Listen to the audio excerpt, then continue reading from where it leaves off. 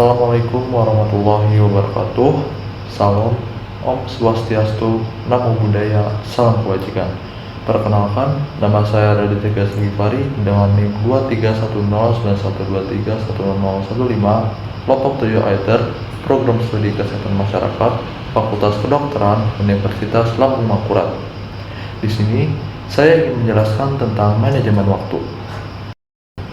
Manajemen waktu adalah sebuah proses merencanakannya, mengontrol, dan menggunakan waktu semaksimal mungkin untuk dapat menyelesaikan tugas tertentu. Menurut Porridge, memanajemen waktu dapat diartikan sebagai salah satu cara untuk mengendalikannya suatu waktu agar terciptanya keefektivitasan dan produktivitas suatu kinerja. Manajemen waktu sangat penting karena pada dasarnya memenuhi tugas atau rencana yang diperlukan dalam perencanaan waktu dan dapat ia selesaikan sesuai jangka waktu yang telah ditetapkan. Waktu yang telah lewat tidak dapat dikembalikan, sehingga harus dapat secara arti dimanfaatkan dengan baik. Salah satu persoalan yang dihadapi oleh sejumlah perguruan tinggi, sekolah, ataupun instansi pada umumnya adalah jumlahnya yang lulus atau bisa bertahan di instansi tersebut tidak sebanding dengan jumlah murid, mahasiswa, atau orang dalam suatu instansi. Hal yang masuk pada saat awal. Mengingat kapasitasnya yang rata-rata hampir sama, seharusnya mereka bisa lulus atau bertahan di instansi tersebut dalam waktu yang kurang lebih sama. Salah satu faktor yang menyebabkannya minimnya dari jumlah lulusan dan orang yang bertahan tersebut adalah pengaturan diri dari baik itu mahasiswa atau para pekerja dalam belajar ataupun memulai untuk menunda maupun dapat menyelesaikan pekerjaan yang ada pada saat itu hingga menjadi tujuan utama tugas dirinya.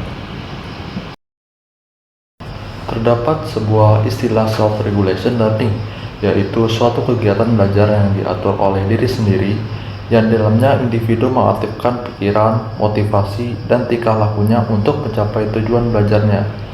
Mahasiswa diharuskan memiliki tingkat self-regulation yang baik, maka ia akan dapat menjaga performanya dalam penyusunan skripsi sehingga prestasi akademiknya dapat tetap terjaga, serta skripsi akan cepat terselesaikan.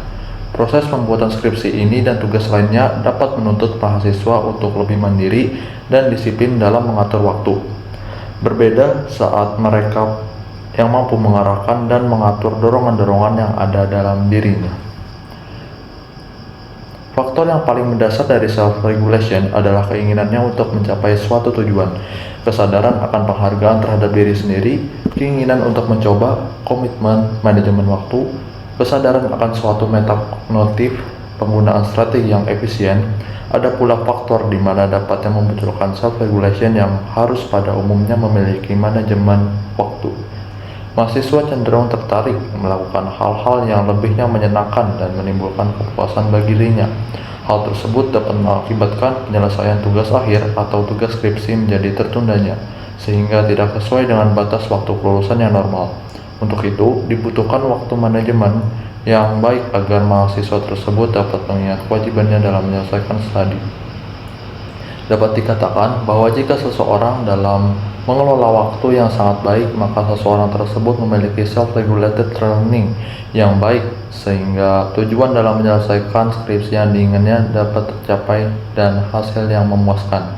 Begitupun sebaliknya, jika seseorang dalam pengelolaan waktu buruk, maka self-regulated learning-nya pun akan menjadi buruk, serta tujuan dalam menyelesaikan skripsi atau banyak tugasnya tidak dapat tercapai. Dari hubungan yang positif menunjukkan tingkat self-regulated learning tinggi, maka dapat dipastikan manajemen waktunya menjadi tinggi pula, serta mahasiswa dapat lulus dengan tepat waktu. Begitupun sebaliknya, apabila tingkat manajemen waktu rendah, maka tingkat self-regulated learning akan rendah dan mahasiswa tidak dapat dirinya lulus dengan tepat waktu. Manajemen waktu tentu berperan dalam pembentukan self-regulated learning. Manajemen waktu yang tinggi akan membentuk self-regulated learning pada mahasiswa. Self-regulated learning adalah proses individu mengenai peraturan dan peraturan diri dalam belajar yang dilakukan dalam suatu proses yang terstruktur. Self-regulated learning dilakukan secara diri sendiri atau mandiri dalam menampilkan serangkaian tindakan yang ditujukan untuk pencapaian target atau tujuan belajar dengan orang lain.